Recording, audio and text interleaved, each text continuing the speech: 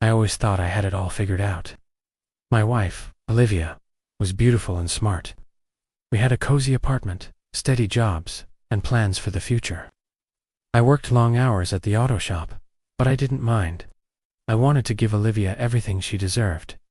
She'd greet me at the door with a tired smile. "Rough day," I'd shrug, dropping my bag. "Just the usual. Mr. Evans wants me to take on more shifts." She'd nod, barely listening. "That's good, right?"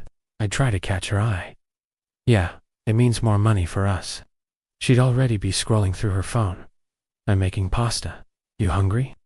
I'd force a smile. Always. Chris, my best friend since high school, was always around. He'd show up with pizza and a six-pack, plop down on the couch, and start talking sports. He'd grin. "Jake, you working too hard again?" I'd laugh. "Someone has to pay the bills." Olivia would roll her eyes. "You two are hopeless." Chris would nudge me. "At least you've got a wife who puts up with you." I'd look at her, feeling lucky. "Yeah, I do." But lately, things felt off. Olivia was always on her phone, texting late at night. She'd laugh at messages I never saw. I'd ask, "Who's that?" She'd shrugged. "Just MIA, or work stuff." Mia, my little sister, was my rock. She'd call every week. "You okay, Jake?"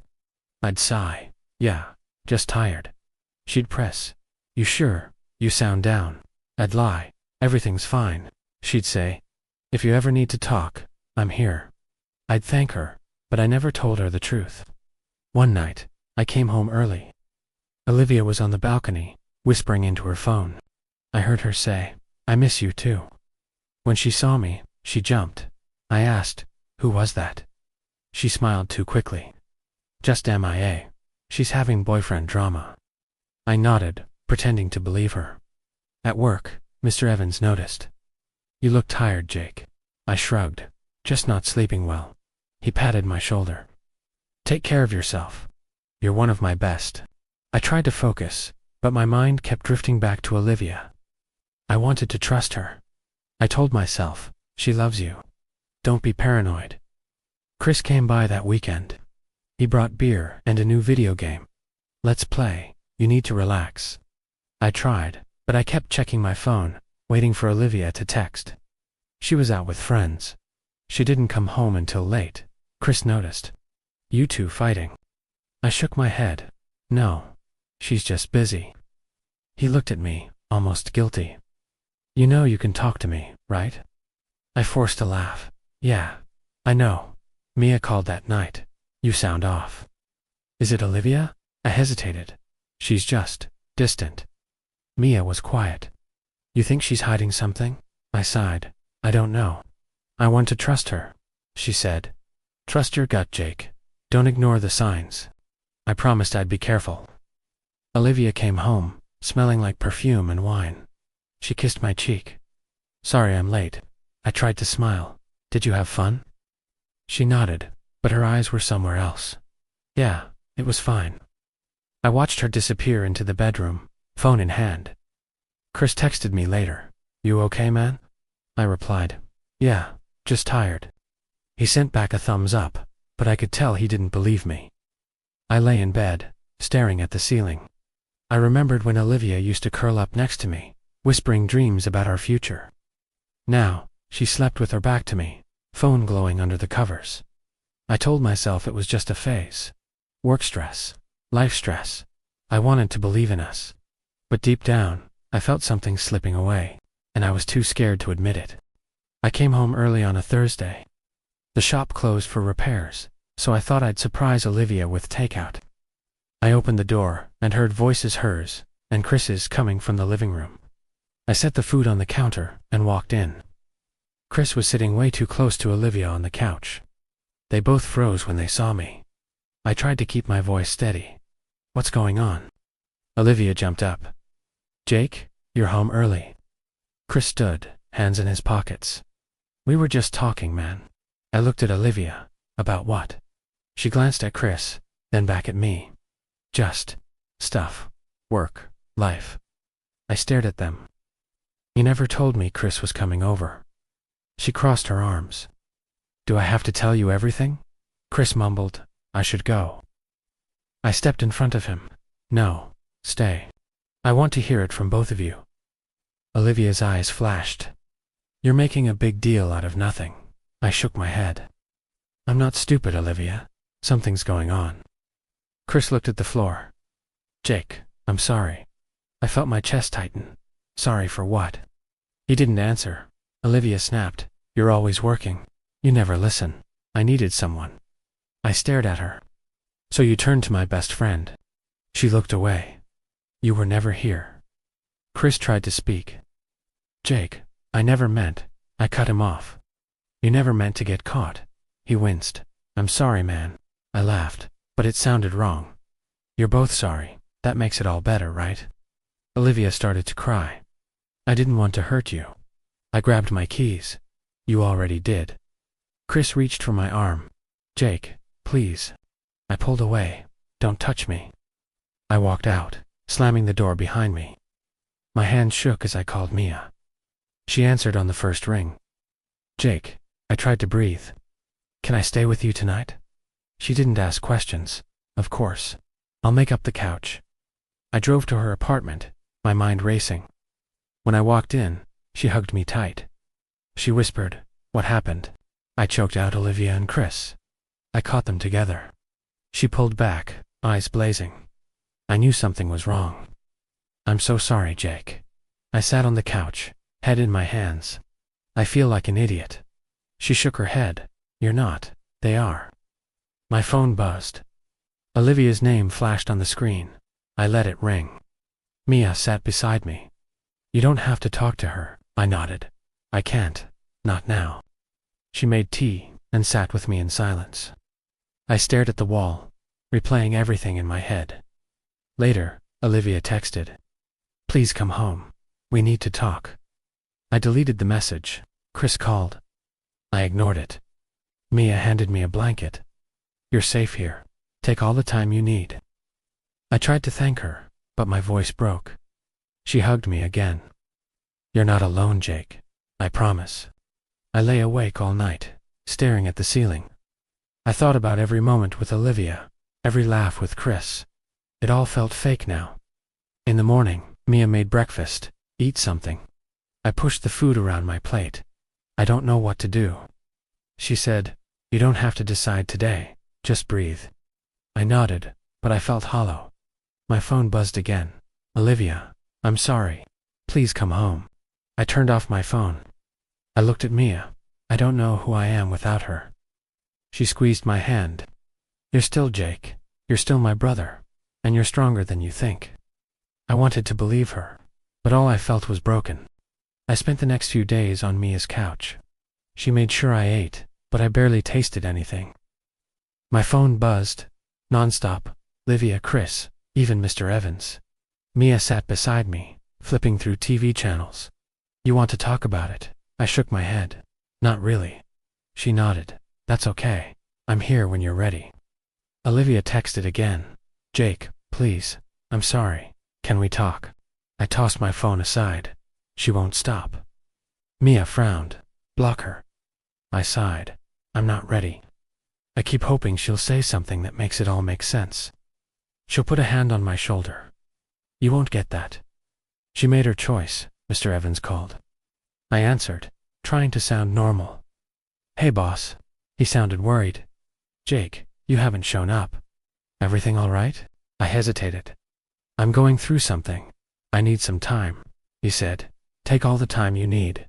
You're a good worker. We'll be here. I thanked him, my voice cracking. After I hung up, Mia handed me a mug of coffee. You need to get out of the apartment. Fresh air might help. I nodded. Maybe later. She sat with me in silence. I stared at the wall, replaying every fight, every late night, every time Olivia turned away. Chris called. I let it ring. Mia finally said, You know, you're allowed to be angry. I looked at her. I am angry. I'm angry at both of them. I'm angry at myself for not seeing it. She squeezed my hand. You trusted them. That's not a weakness. I tried to believe her. That night, Olivia called again. I answered, just to end it. Her voice was shaky. Jake, please. I'm sorry. I made a mistake. I stayed silent. She begged, can we talk? Just once. I said, I have nothing left to say. She started to cry. I never wanted to hurt you. I hung up. Mia hugged me. You did the right thing, I whispered. Then why does it hurt so much? She said, because you loved her. But you'll get through this, I promise. I nodded, but I wasn't sure. All I knew was that my old life was gone, and I had no idea what came next. Mia drove me back to the apartment so I could pack my things. The place felt empty, even with all our stuff still there. I moved through the rooms like a stranger. Mia opened a box in the closet. You want to keep these old books? I shrugged, I guess. Most of them were Grandpa's. She handed me a dusty novel. This one's falling apart. I flipped through the pages, and something slipped out, a yellowed envelope with my name on it, written in Grandpa's shaky handwriting. Mia leaned in. What's that? I opened it. Inside was a letter. Jake, if you're reading this, it means you need a new start. I left something for you, but you'll have to find it. Start where you learned to ride a bike, Grandpa. I stared at the words. Did you know about this? Mia shook her head. No, but Grandpa always loved his secrets. I felt a spark of curiosity for the first time in days. You think he really left something? She grinned. Only one way to find out. I folded the letter and put it in my pocket. Let's go, Mia smiled. Now, I nodded. Yeah, I need a distraction. We drove to the old park where Grandpa taught me to ride. The swings were rusty, but the memories were clear. Mia pointed. Check under the big oak tree. He always sat there. I knelt by the roots and found a small tin box, taped shut. My heart pounded as I opened it. Inside was another note. Good job, Jake. Next clue. Go to the place where you first beat me at chess. Mia laughed. He really made a treasure hunt. I smiled for the first time in weeks. I guess he knew I'd need it. She squeezed my shoulder. You want help? I nodded. I can't do this alone. We got back in the car, both of us a little lighter. Mia said, you know, maybe this is what you need. Something new. Something just for you. I looked at her. Yeah, maybe it is. For the first time since Olivia's betrayal, I felt hope. And I was ready to follow wherever Grandpa's clues would lead. Mia and I drove to Grandpa's old house, where I'd first beaten him at chess. The place was empty now, but the porch creaked the same way it always did. Mia nudged me. You remember where you played? I nodded. Kitchen table.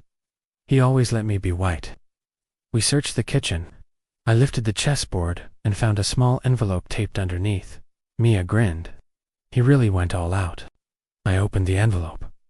Another note. Jake, you're getting closer. Go to the lake where you caught your first fish. Look under the dock. Mia laughed. He's making you work for it. I smiled. He always did. We drove to the lake, the one where Grandpa taught me to fish. The water was calm, the dock old but sturdy. I crawled underneath and found a metal box wedged between the boards. Mia cheered. You found it. I opened the box.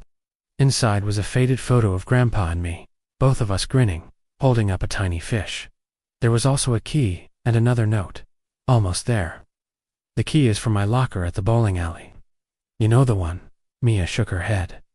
He really planned this. I felt something shift inside me. I think he wanted me to remember who I was before all this. She squeezed my arm. You're still that kid, Jake. We drove to the bowling alley. The manager, Sam, recognized me. Jake Turner, haven't seen you in years. I smiled. Hey, Sam, I need to check Grandpa's old locker. He nodded. Go ahead. He always said you'd come back one day. I found the locker, used the key, and opened it. Inside was a small safe and one last letter. Jake, if you made it this far, you're stronger than you think. The combination is your birthday. Inside, you'll find what I left for you. Use it well. Grandpa, I entered the numbers, hands shaking. The safe clicked open. Mia leaned in. What's inside? I stared at the stack of papers and a thick envelope. I think it's the inheritance. Mia hugged me. You did it. I smiled, feeling something I hadn't felt in a long time. Pride, and for the first time, I believed I could start over. Mia and I sat in the car, staring at the safe and the envelope. I opened the envelope first. Inside was a check with more zeros than I'd ever seen, and a letter from Grandpa. Jake, money isn't everything. Use this to build a life you're proud of. Trust yourself, Grandpa. I felt tears sting my eyes. Mia squeezed my hand. He believed in you. I nodded. I wish I'd believed in myself sooner. My phone buzzed. Chris's name flashed on the screen. I almost ignored it, but something in me wanted answers. I answered. What do you want, Chris? He sounded nervous. Jake, can we meet? Please, I need to talk. I hesitated. Fine, the park. 1 hour. Mia frowned. You sure about this? I nodded. I need to hear it from him. We met Chris at the park. He looked rough and shaven, eyes red. He barely met my gaze. I crossed my arms. Start talking. He shifted from foot to foot. I'm sorry, Jake. I never meant for things to go this far. I glared. You slept with my wife. That's pretty far. He winced. It wasn't just about Olivia. I knew about your grandfather's inheritance. I stared at him. What? He looked down. Olivia told me about the letter she found in your books. She thought it was just some old family story, but I started digging. I wanted the money. I thought if I got close to you, I could figure it out. Mia stepped forward, furious. You used my brother. You used Olivia. Chris shook his head. I didn't mean to hurt anyone. I was desperate. I lost my job. I owed people money.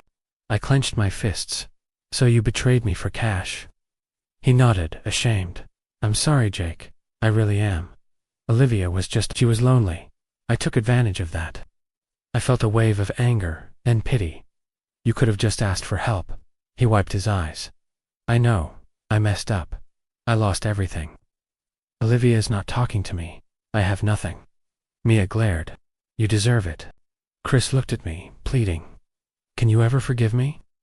I shook my head. I don't know. Maybe one day. But not now. He nodded, defeated. I'm leaving town. I just wanted you to know the truth. I watched him walk away, feeling empty and relieved at the same time. Mia hugged me. You did the right thing. I sighed. I just wish it didn't hurt so much. She said, It will. But you're free now. We walked back to the car. I looked at the check, the letters, the safe. I have a chance to start over. Mia smiled. Grandpa would be proud. I nodded. I hope so. That night, I sat on Mia's couch, reading Grandpa's journals.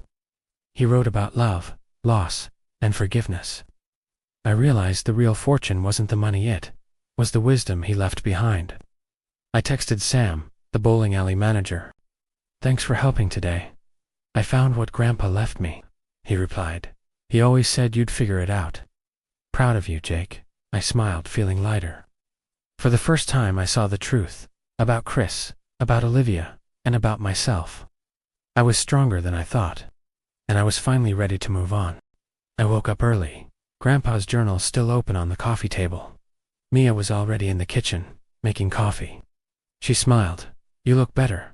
I nodded. I feel better. I think I finally understand what Grandpa wanted for me. She poured me a cup.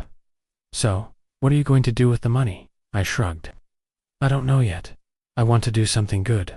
Something that matters. She grinned. That sounds like you. Later that morning, I called Ms. Carter, the lawyer listed in Grandpa's letter. Hi, this is Jake Turner. My grandfather left me some things. I think you're the person I'm supposed to talk to. She sounded pleased. I've been waiting for your call, Jake. Your grandfather left very clear instructions. Can you come by my office today? I agreed. I'll be there. Mia insisted on coming with me. You're not facing this alone. Ms. Carter's office was warm and full of books. She shook my hand. Your grandfather was a wise man. He wanted you to have this when you were ready. She handed me a folder. Inside was the official paperwork for the inheritance, a letter, and a list of charities Grandpa had supported. Ms. Carter explained, he left you a substantial sum, but he also wanted you to read his final letter before you decide what to do. I opened the letter. Jake, money is a tool, not a goal. Use it to build, to help, to heal. Forgive those who hurt you, but don't let them back in. The real fortune is knowing who you are. Grandpa, I felt tears in my eyes. Mia squeezed my hand. He really loved you. I nodded. I wish I could thank him. Miss Carter smiled. You can, in your own way. We left the office, the weight of the past finally lifting. I looked at Mia. I want to start a business, something that helps people, maybe a community garage, like Grandpa's old shop. She grinned. That's perfect. You'd be great at it. I called Sam. Hey, I'm thinking about opening a garage. Would you want to help? He laughed. You know I'm in. Grandpa would be proud. That night, I sat with Mia, reading more of Grandpa's journals. He wrote about second chances, about how life can surprise you when you least expect it. Mia said, You know you're not the same person you were a month ago. I smiled. I hope not. I think I'm finally becoming the person Grandpa saw in me. She hugged me. I'm proud of you, Jake. I looked at the check, the letters, the journals. I realized the money was just a bonus. The real gift was the chance to start over, to build something new, to forgive and move forward. I texted Mr. Evans, my old boss. Thank you for everything. I'm starting my own shop. I hope you'll visit, he replied. I'm proud of you, Jake. Let me know if you need anything. I felt a sense of peace I hadn't known in years. For the first time, I was excited about the future. And I knew, no matter what happened next, I'd be okay.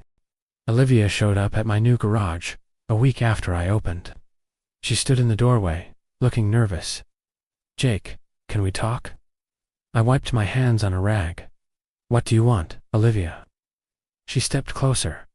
I heard about the inheritance. I wanted to say I'm sorry. I kept my voice calm.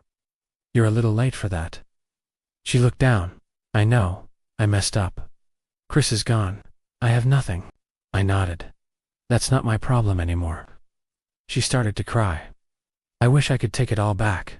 I shook my head. You can't. I forgave you, Olivia. But I'm done holding on to the past. She wiped her eyes. You really mean that? I nodded. Yeah, I'm moving on. You should too. She tried to smile. I hope you're happy, I said. I am. For the first time in a long time. She turned to leave. Goodbye, Jake. I watched her walk away, feeling lighter. Mia came out from the office. You okay? I nodded. Yeah, I finally let go. She smiled. I'm proud of you. Later that day, I heard Chris had left town. No one knew where he went. Mia said, he'll have to live with what he did. I agreed. That's his karma. That night, I sat in the garage, reading Grandpa's journal. I realized I didn't need revenge. I didn't need to prove anything. I just needed to let go. And I finally had. I moved into a small house near the edge of town. It wasn't fancy, but it was mine. Mia helped me paint the walls and fill the place with laughter. Sam stopped by with coffee. The garage looks great, Jake. You really did it. I grinned. Couldn't have done it without you and Mia. He nudged me. You ever think about hiring more help? I laughed. You volunteering? He shrugged. Maybe. One afternoon, a woman came by the shop.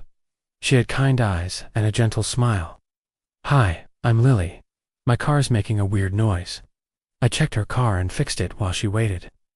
We talked about music, old movies, and favorite places in town. She smiled. You're easy to talk to.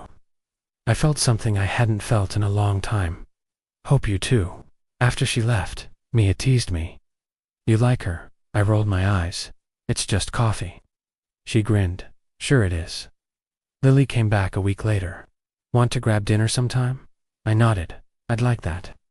We took things slow. No secrets, no pressure. Just two people figuring out life together. I visited Grandpa's grave with Mia. I placed flowers and sat in the grass. I whispered, thank you for everything. I finally get it. Mia squeezed my hand. He'd be proud of you. I smiled. I hope so. Back at the shop, Sam and I started planning to expand. We could help more people, he said. I agreed. That's the plan. Lily and I walked by the river one evening. She asked, "Do you ever think about the past?" I nodded. "Sometimes, but it doesn't hurt anymore." She smiled. "That's a good sign." I realized I was finally free, and for the first time, I was excited for what came next. A year later, my life looked nothing like it did before. The garage was busy, the shop full of laughter and music. Sam and I hired 2 new mechanics. Mia ran the office, keeping us all in line. Lily became a regular part of my days. She'd bring lunch, help with paperwork, and make everyone smile. One afternoon, she leaned against the counter. "You ever think about how far you've come?" I grinned. "Every day. Sometimes I can't believe it's real." She squeezed my hand. "You deserve it." Mia poked her head in. "You two are disgustingly cute." Sam laughed. "Get a room." I rolled my eyes. "You're just jealous." That weekend, we had a barbecue at my house. The backyard was full of friends, old and new. Mia set up lights in the trees. Sam manned the grill. Lily helped set the table. Mia raised her glass. To Jake. For surviving the worst and building the best. Everyone cheered. I felt a lump in my throat. I couldn't have done it without all of you. Sam clapped me on the back. "You did the work, man. We just showed up." Lily smiled. "You changed my life, Jake." I looked at her, heart pounding. "You changed mine too." After dinner, I pulled Lily aside. "I have something to ask you." She looked nervous. "What is it?" I took a deep breath and knelt down. "Lily, will you marry me?" Her eyes filled with tears. "Yes, of course, yes." Mia screamed. Sam whooped. Everyone hugged us. Later, Mia hugged me tight. "I'm so proud of you, Jake. You found your way," I whispered. "I couldn't have done it without you." She smiled. "That's what sisters are for." Sam handed me a beer. "You ready for the next chapter?" I grinned. "I think I am." Lily and I sat on the porch, watching the stars. She rested her head on my shoulder. "Do you ever regret any of it?" I thought for a moment. Sometimes. But if I hadn't lost everything, I wouldn't have found this. She kissed my cheek. "You're a good man, Jake." I squeezed her hand. "I'm just lucky to have a second chance." The next morning, I visited Grandpa's grave alone. I placed a single flower and sat in the quiet. I whispered, "Thank you for believing in me." I finally believe in myself too. I thought about Olivia and Chris. I hoped they found peace, wherever they were. I didn't feel anger anymore, just gratitude for the lessons. Back at the shop, Mia and Sam were already arguing about music. Lily was waiting for me, coffee in hand. She smiled. "Ready to get to work, boss." I laughed, always. As I looked around at my new life, I realized the greatest fortune wasn't the money Grandpa left me. It was the people who stood by me, the strength I found, and the love I never expected. I was finally home. And for the first time, I knew I was exactly where I was meant to be.